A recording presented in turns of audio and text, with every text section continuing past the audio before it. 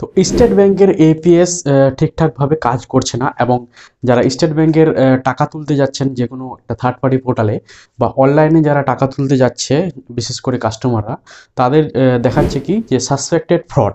মানে নতুন একটা ইরোর সব রিটেলারের কাছে কিন্তু প্রত্যেকটা যে কোম্পানিতে তুমি কাজ করো না কেন, এপিএস দিয়ে তুমি যে কোম্পানিতে কাজ করো না কেন, প্রত্যেকটা কোম্পানিতে এটা দেখাচ্ছে সাসপেক্টেড ফ্রড। স্টেট ব্যাংকের কাস্টমার আসলেই তোমাকে সেখানে দেখাচ্ছে সাসপেক্টেড ফ্রড। তো এই ইরোরটা আসার আগে আপনাদের বলে দিই যে এই জিনিসটা কেন আসছে। দেখবেন যে আজকে যেমন আমি পুরো দিন আজকে সিএসপিতে ছিলাম এবং কিছু টাকা উইথড্রল করলাম অনেকগুলোই। বেশিরভাগ কাস্টমার স্টেট ব্যাংকের কাস্টমারকে আমাদের কিন্তু রিটার্ন করে দিতে হলো, কারণ তাদের যখনই আমি ফিঙ্গারপ্রিন্ট দিয়ে টাকা উইথড্রল মারতে যাই তখনই তাদের দেখায় সাসপেক্টেড ফ্রড। এই ইরোডটা কিন্তু বারবার শো করছে আমাদের পোর্টালে, যেটাই পোর্টালে কাজ করি আমরা, স্পাইস মানিতে বলি, মুভি সাফারে বলি, তারপরে তোমার রোয়েনেটস বলি, পে নিয়ার বাই বলি, ঠিক আছে, ভিটকমে বলি, প্রত্যেকটা পোর্টালে কিন্তু এই জিনিসটা শো করছে সাসপেক্টেড ফ্রড। কেন এই জিনিসটা শো করছে? তাহলে কি আর এপিএস সঞ্চালকরা কি আর স্টেট ব্যাংকের টাকা তোলাতে, কাস্টমারদের টাকা তুলতে পারবে না? তাহলে তো বেশিরভাগ প্রত্যেকটা গ্রামে তো স্টেট ব্যাংকেরই কাস্টমার রয়েছে, তারা কি আর সেই অনলাইনে টাকা তুলতে পারবে না?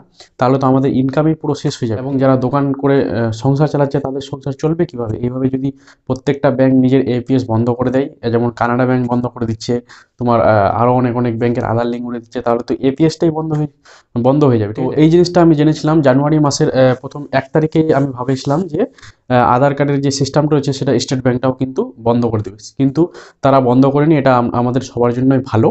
আর বিশেষ করে তারা এটা নিয়ম চালু করে দিয়েছে এই কয়েকদিন ধরে, যে কোনো আধার কার্ড দিয়ে টাকা তুললে পরে সেখানে দেখাচ্ছে সাসপেক্টেড ফ্রড। এটার কারণ হচ্ছে সেই কাস্টমারটার মোবাইল নাম্বার লিঙ্ক নাই।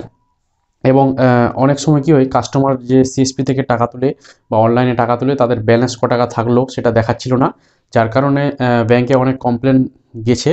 এবং ব্যাংক কী করেছে, যে এই জিনিসটা যে করেছে যে প্রত্যেকটা কাস্টমারের যেন মোবাইল নাম্বার লিঙ্ক থাকে, এবং সে যদি আধার কার্ড দিয়ে টাকা তুলে তাহলে কত টাকা সে উইথড্রল করলো, কত টাকা সে ডিপোজিট করলো, প্রত্যেকটার যেন মেসেজ তার মোবাইলে যায়, এবং সে যেন জানতে পারে যে হ্যাঁ আমি এত টাকা এই সিএসপি থেকে উইথড্রল করলাম আর এই সিএসপি থেকে ডিপোজিট করলাম। তার কারণে প্রত্যেকটা কাস্টমারকে এখন মোবাইল নাম্বার লিঙ্ক করতে হবে, তারপরেই তোমরা কিন্তু আধার কার্ড দিয়ে যে কোনো জায়গায় টাকা তুলতে পারবে। এটা কিন্তু সবথেকে বড় একটি আপডেট রয়েছে। দ্বিতীয় হচ্ছে যে তোমাদের যাদের দেখবা যে গ্রামে বা যে কোনো একটা এলাকায় বা মার্কেটে যাদের দোকান রয়েছে, দেখবে যে বেশিরভাগ কাস্টমার কিন্তু স্টেট ব্যাংকের থাকে। তো যেখানে তোমরা অন্য ব্যাংকের অন্য থার্ড পার্টি পোর্টালে কাজ করে স্টেট ব্যাংকের যদি টাকা উইথড্রল করো, তাহলে সেক্ষেত্রে হালকা কিছু পার্সেন্ট চার্জ নিচ্ছ, হয়তো 1010 টাকা কেউ নিচ্ছে, কেউ 1005 টাকা নিচ্ছে। এবং যদি দেখা যায় যে অনেক কাস্টমার স্টেট ব্যাংকের, তাহলে তোমাকে কি করতে হবে, নিজের ইনকাম বাড়ানোর জন্য কিন্তু স্টেট ব্যাংকের সিএসপি নিয়ে নেওয়াটা সবথেকে ভালো কাজ বা সবথেকে উচিত হবে তোমার জন্য। দেখবা যে প্রত্যেকটা গ্রামে বা প্রত্যেকটা মার্কেটে স্টেট ব্যাংকের কিন্তু কাস্টমার অনেক বেশি। যেখানে তোমার এখন বর্তমান 10 থেকে 12টা বা 15টা ট্রানজ্যাকশন হচ্ছে, স্টেট ব্যাংকের সিএসপি নিলে তোমাদের কিন্তু সেখানে 50 থেকে 60 বা 100টাও কোনো দিন পুরো যেতে পারে, এমনভাবে ট্রানজ্যাকশন হয় স্টেট ব্যাংকে।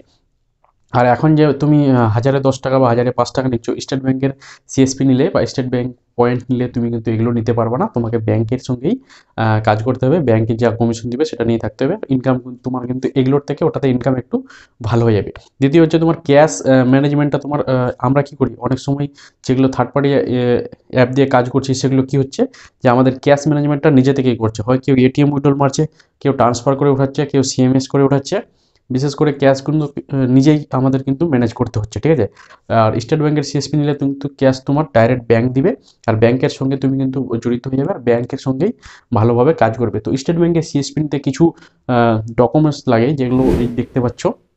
তো আমার একটা স্যারের সঙ্গে কথা হয়েছে, সে অনেক জায়গায় সিএসপি দেয় স্টেট ব্যাংকের, তো তার সঙ্গে আমার ফাইনালি ইউটিউবে কথা হয়, এবং সে আমাকে ফোন করে যে এই এই এই এই টাইপের সিএসপিগুলো আমরা প্রোভাইড করি। তো আপনাদের নেক্সট ভিডিও থাকবে যে স্টেট ব্যাংকের সিএসপি কীভাবে নেবেন, আর কোন কোন জায়গায় এই স্টেট ব্যাংকের সিএসপি প্রোভাইড কিন্তু দেওয়া হবে আর অ্যাভেলেবল আছে। তো আজকের ভিডিও এইটুকুই। ভিডিওটা ভালো লাগলে অবশ্যই চ্যানেলটাকে সাবস্ক্রাইব করবেন। দেখা হবে আমার নেক্সট ভিডিও। তো স্টেট ব্যাংকের যাদের সাসপেক্টেড ফ্রড দেখাচ্ছে, তাদের কি করবেন, যে প্রত্যেকটা কাস্টমারকে বলবেন যে ব্রাঞ্চে গিয়ে বা শাখায় গিয়ে যেন মোবাইল নাম্বারটা আপডেট করে নেয়, তাহলেই কিন্তু নেক্সট টাইম তোমার কাছে টাকা কিন্তু উইথড্রল হবে। তো দেখা হবে আবার নেক্সট ভিডিও, তখন দেখতে থাকো জাহাঙ্গীর দ্য টেকনিক্যাল।